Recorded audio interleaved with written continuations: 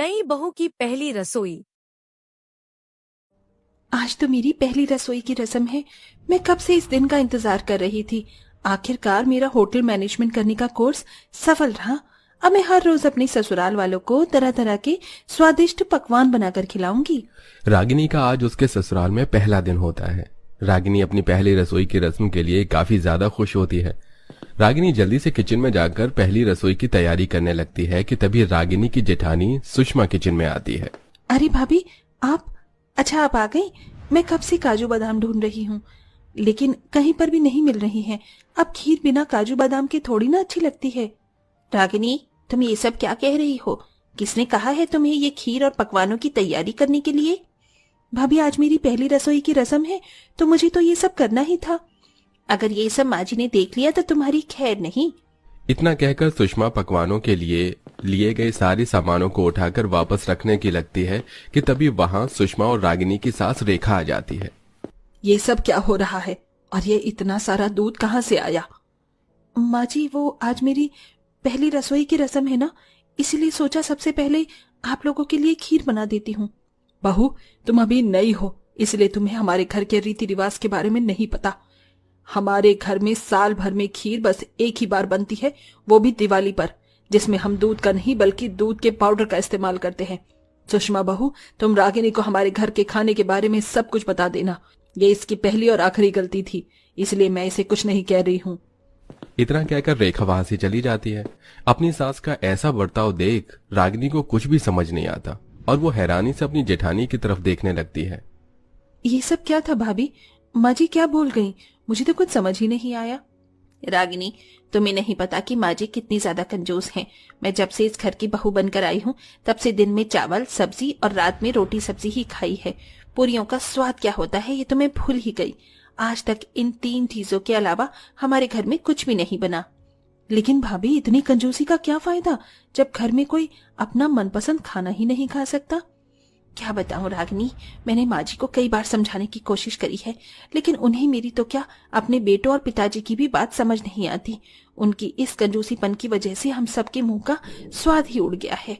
इतना कहकर सुषमा फ्रिज में से लौकी निकाल कर रागिनी को दे देती है और बेचारी रागिनी को अपनी पहली रसोई की रस्म में भी लौकी की सब्जी और चावल बनाने पड़ते हैं। वहीं रात में कद्दू की सब्जी और रोटी। भाभी, माँ जी का कंजूसपन तो समझ आता है, लेकिन ये रात में रोटी और दिन में चावल खाने का क्या लॉजिक है? वो क्या है ना, माँ जी को रात में चावल हजम नहीं होते हैं, इसीलिए रात में उनके कहे मुताबिक रोटी बनती है और दिन में चावल। ये ससुराल है या हिटलर की कोई जेल, जो हम सभी कैदी और माँ जी जेलर हैं? ऐसे ही समय गुजरता रहता है। अब अपने ससुराल वालों के साथ साथ रागिनी भी हर रोज रात में रोटी और दिन में चावल खा खा कर ऊब चुकी थी। बस अब बहुत हुआ। रोज रोज रात में रोटी दिन में चावल, इसके अलावा तो इस घर में कुछ बनता ही नहीं है। अब मैं भी देखती हूँ कि कैसे माँ जी मुझे मेरी पसंद का खाना बनाने से रोकेंगी। रागिनी अपने साथ साथ अपने ससुराल वालों के लिए भी ढेर सारी पाव भाजी बनाती है। पाव भाजी की खुशबू डाइनिंग टेबल पर बैठे हुए परिवार के सभी सदस्यों को आ रही होती है। अरे, आज इतने सालों में पहली बार रसोई से कितनी अच्छी खुशबू आ रही है ना। ऐसा लग रहा है कि कुछ अच्छा बन रहा है, लेकिन भला हमारी रसोई में क्या अच्छा बन रहा होगा। सही कह रहे हो, ज्यादा से ज्यादा कोई सूखी सब्जी और साथ में 2 रोटी ही मिलेंगी। सभी लोग इतनी अच्छी खुशबू को लेकर आपस में बात कर ही रहे होते हैं कि तभी एक बड़ी सी प्लेट में ढेर सारी पाव भाजी लिए रागिनी आती है। पहली बार अपने घर में इतना अच्छा कुछ बनता देखकर सभी लोग काफी हैरान होते हैं। भाभी, ये सच में पाव भाजी है? ये मेरी आंखों का कोई धोखा है? मुझे तो यकीन ही नहीं हो रहा है कि हमारी रसोई में रोटी चावल बनने के अलावा आज पाव भाजी बनी है। रागिनी, ये तुमने क्या किया? अगर माँ जी को पता चल गया कि उनके कहने के बावजूद भी तुमने घर में रोटी चावल के अलावा भी कुछ बनाया है, तो वो तो किसी वॉल्केनो की तरह फट जाएंगी, हम सभी पर। भाभी, आप इतना टेंशन क्यों लेती हैं? जब माँ जी मेरे हाथ की मसालेदार और चटपटी पाव भाजी खाएंगी तो वो सारा गुस्सा भूल जाएंगी। रागिनी एक एक कर सबको पाव भाजी परोसती है। सभी लोग जैसे ही पाव भाजी का पहला निवाला खाने लगते हैं कि तभी वहां रेखा जाती है। रुक जाओ सब, खबरदार अगर किसी ने इसका एक निवाला भी अपने मुंह में रखा तो। माँ जी, आप ऐसे खाने में किसी को कैसे रोक सकती हैं? क्या आपका मन नहीं उबता रोज रोज खाने में चावल रोटी खाकर? अरे, इसके अलावा भी दुनिया में ढेर सारी चीज है। बहू, पैसे पेड़ पर नहीं उगते हैं। जब से तू आई है तब से ही मेरे घर में ये ड्रामा चल रहा है, वरना आज से पहले कभी किसी का रोटी चावल के अलावा और कुछ खाने का मन नहीं हुआ था। बोलो तुम सब चुप क्यों हो? क्या किसी को सच में ये पाव भाजी खानी है? देखा सब कैसे चुप खड़े हैं। अब जो तूने गलती की है उसकी सजा तुझे मिलेगी। अब से लेकर 3 दिन तक तुझे खाने का एक निवाला भी नहीं मिलेगा। रेखा रागिनी की बनाई हुई सारी पाव भाजी को लेती है और सीधा उसे दुकान पर बेच देती है, जिससे मिलने वाले पैसों को रेखा अपनी तिजोरी में रख देती है। रेखा का स्वभाव शुरू से ही कंजूसपन से भरा हुआ था। हर छोटी से बड़ी चीज में कंजूसपन करना रेखा की अब आदत सी बन चुकी थी। क्या कर रही हो जाने मन? दिख नहीं रहा है, कपड़े तय लगा रही हूँ। अरे बाबा, इतनी सी नाक पर इतना ज्यादा गुस्सा? रागिनी, तुम तो माँ को जानती हो ना। मैं तो क्या घर में कोई भी माँ के सामने खाने को लेकर कुछ नहीं कह पाता। लेकिन तुम फिक्र मत करो, ये देखो मैं तुम्हारे लिए क्या लेकर आया हूँ।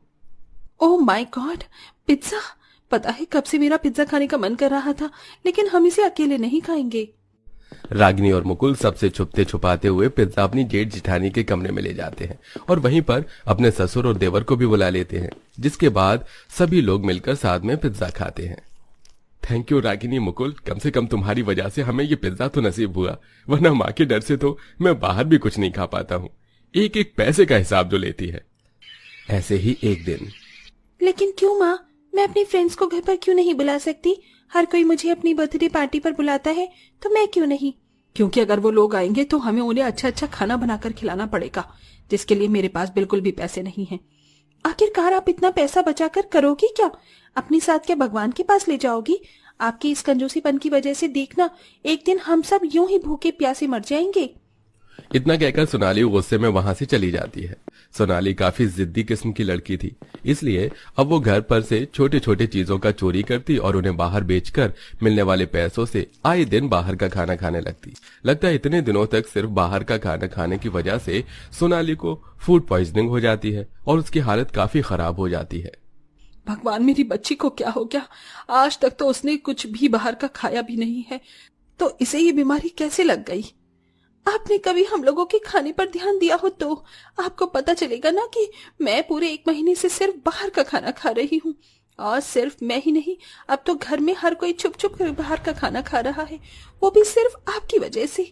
आपकी हर दिन रात रोटी और चावल की जिद ने हम सबको भूखा ही मार दिया था। आज जो मेरी हालत है ना, उसकी जिम्मेदार सिर्फ आप है। सोनाली की बात सुनकर सभी की आंखें नम हो जाती हैं। देख लिया अपनी कंजूसी का नतीजा। अरे हर रात रोटी, दिन में चावल खा खा कर हमारी बेटी इतनी परेशान हो गई कि उसने बाहर का खाना शुरू कर दिया, वो भी इस कदर कि उसकी हालत ये हो गई है।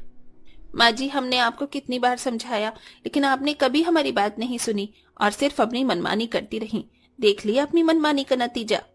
माना मैं कंजूस थी, लेकिन ये सब पैसे मैं अपने लिए नहीं बल्कि तुम सबके लिए बचा रही थी कि अगर भविष्य में हमें कोई परेशानी आई तब हम इन पैसों का इस्तेमाल कर सके।